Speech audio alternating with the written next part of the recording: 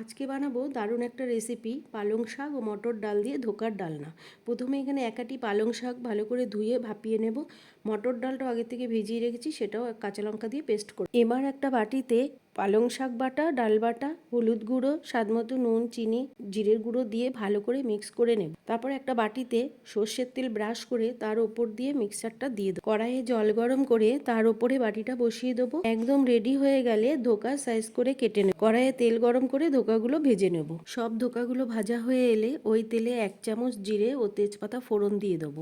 এরপর কেটে রাখা আলুগুলো দিয়ে সামান্য হলুদ দিয়ে ভাজতে থাকবো। এরপর টমেটো, আদা, পেঁয়াজের একটা পেস্ট বানিয়ে দেবো। সামান্য হলুদ গুঁড়ো, ধনে গুঁড়ো, জিরের গুঁড়ো, কাশ্মীরি লঙ্কার গুঁড়ো, স্বাদমতো নুন, চিনি দিয়ে দেবো। পালং শাকের স্টকটা দিয়ে দেবো। 1 কাপ জল দেবো।